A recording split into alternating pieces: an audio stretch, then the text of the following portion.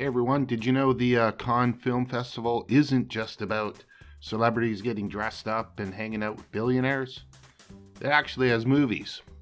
Never really paid attention much to the Cannes Film Festival other than, knowing some films that won it. So I did a stream on Twitch and I went through all the nominees in the main categories, and I'm just going to show you the stuff that I thought was interesting. So we're going to start off with the ones that are in competition. Probably one of the most notable ones is Armageddon Time by James Gray.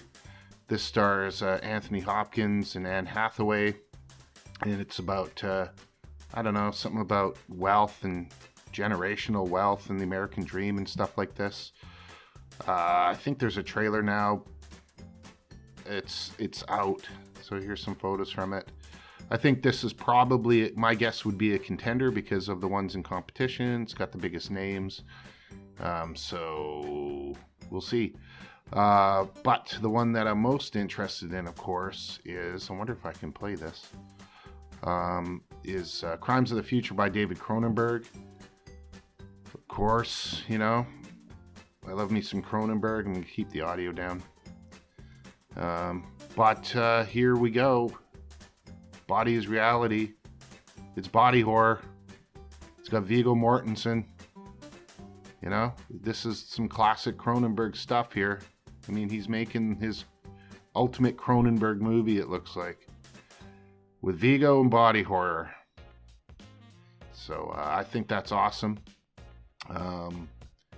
Here's the poster. Here's a picture of Viggo, becoming a Sith apprentice, it looks like. So that's one I'm totally looking forward to. That's one I'll watch. A lot of these movies are kind of about family and stuff like that, or coming of age, which seems like whatever. But here we got EO. This one's from Poland. It's about a donkey that travels the world. He's got melancholy eyes. It's got some kind of cool shots here. Look at this. Here he is. Here's the donkey at a dam on a bridge. And there he is wearing a little carrot garland or necklace. Kind of looks sad. Reminds me, of course, of, I think everybody, of Balthazar. It's a Robert Bresson famous film that I've never seen. But I may go see this donkey movie. Let's see, what other ones are there? There's this Park Chan-wook. Not sure. Oh, he made Old Boy. He's got one that's basically a crime noir, film noir. Detective investigating a murder falls in love with the suspect. I mean, man, we've seen that a few times, right? What other ones kind of stuck out to me? This one here, Triangle of Sadness.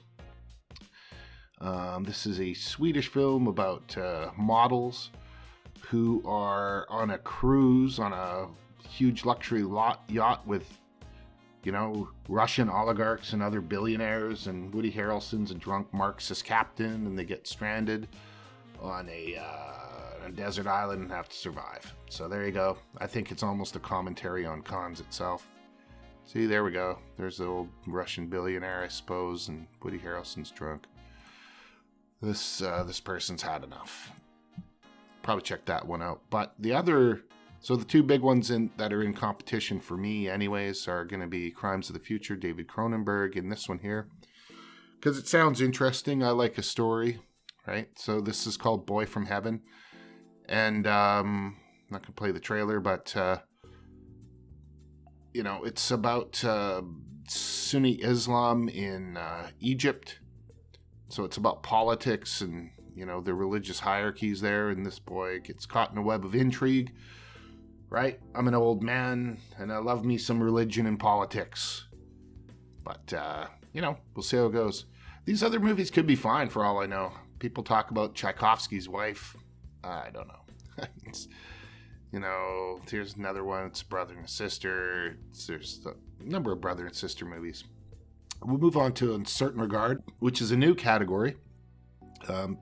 New since the 90s, so 30 years. It's new to me. And I guess they have awards for this. The ones I'm interested in are this one here, Domingo and the Mist, right? You know, is he a gorilla? No, it's Domingo in the Mist. I like the whatever the idea for it. So his house is being eminent domained in Costa Rica, but the thing is, the ghost of his dead wife lives on that property or in that house, so he can't let it go. And it comes to violence, which is great. So here's some shots. Here's the old man. This con website's just a nightmare to get to work. Anyways, here he is. He's in his yellow raincoat. He's getting ready to shoot someone. He's going all giallo. He's in the mist. I think he's with his dead wife. I don't know. A lot of these things don't have trailers, so you just kind of have to go by the pictures. He's in the mist. He's getting drunk. More mist. And another picture, I'm assuming, is his wife or ghost or whatever. What else? These are the certain regards. The Harka movie seems interesting. I don't know. I'm not going to go through all of these. Just the ones that kind of stuck out for me. Oh, this one totally is good. So this is called Plan 75. Now, so I watched the trailer, and the trailer's just about an old lady talking with an insurance agent, right? But I thought it was a comedy, so I'll tell you what the concept is. In order to deal with the aging population in Japan, the government decides to enact, I guess, Plan 75, which is we're going to give these people $75, or we're going to give these people $1,000 if they undergo euthanasia at, I guess, age 75. I really don't know. So to me, I thought it was kind of a comedy. I mean, it is a social statement. They do have an aging population problem there. But what's funny is what I liked is in the trailer, they show this insurance agent selling this old woman on the idea of the group rate for burial, which is free. So, it's a group burial with a bunch of people, and, you'll feel less, people say you feel less lonely and all this, right? And so he's really just, trying to sell the idea of a mass grave for old people for $1,000. So here's the director, Hayakawa Chi, who also wrote the script, which is good. I like a writer-director. Looks very young, but I could be wrong there. So it's just a bunch of old people. But kind of looking more into it, this may not be a comedy. This may be a serious thing. My God, I hope it's not actually real. It can't be. But it's just another look. It's another look at the dystopia that's going on around the world, this time in Japan. A lot of things to kind of take care of. Big issues, baby. What else do we got here? Well, this one caught my eye. It's called Sick Pike. And basically, there's no trailer or anything for it. There's just some photos. Where is it, from Norway or Sweden or Denmark or something? And basically, I liked it because of this picture. You got here a woman smoking a cigarette with her face all bandaged up, looking at her phone, right? And it's about artists. I guess there are a couple of artists. One gets famous, she doesn't, so she undergoes a radical surgery, I guess, in order to gain more attention or whatever. And I guess she makes herself prettier or whatever. Maybe it's like just regular facelift kind of stuff. But I'm kind of hoping it goes Cronenberg and she makes herself really freaky looking, but that would involve makeup. I don't think this thing has a budget. Here she is, doing the pills. I don't know what kind of pill that is. I don't know. What am I, Dasha Nekrasova? I don't know what pill that is. And here they are, right? Looking European AF. So I thought that was interesting. Silent Twins seems kind of interesting. It's about It's based upon a real thing about twins who kind of like invent their own language and communicate together and no one understands them. It's kind of cool. The other one I'm going to check out is this one here. Simply called Vanskabadi Land, Volada Land, or Godland. by Hilnir Palmason, who I should know, but I don't. And it takes place in Iceland. There's no trailer. There's just this one photo. So it's, I guess, a priest goes to Iceland way back when, and I don't know what he's trying to do, convert the Vikings? Something. And I'm basically only going to watch because I've seen a lot of movies from Iceland somehow, and that's just another one. So those are the certain regards, and now the out of competition ones. So I guess these don't get any awards. We got this one here just called Final Cut. Right there, and it's a remake of One Cut of the Dead, which I believe came out only a few years ago, which to me is strange. I'm not going to see it. A Baz Luhrmann biopic on Elvis with Tom Hanks and that guy. I don't know who he is. I've seen him and stuff, but I don't know his name. Maybe you know. I'm not going to watch this one, but this dude. What movie have I seen this guy in? Or does he just look familiar? I don't know. I know, not watch the trailer here. I'll show you what I mean. This guy. Who is he? I don't know. Does he look like Elvis? I guess kinda. So I'm not really interested in an Elvis biopic. Right? Sorry. But this one I am interested in. This one's called Smoking Causes Coughing by Quentin Dupieux. It's a French movie. And so what it is these guys are the Tobacco Force.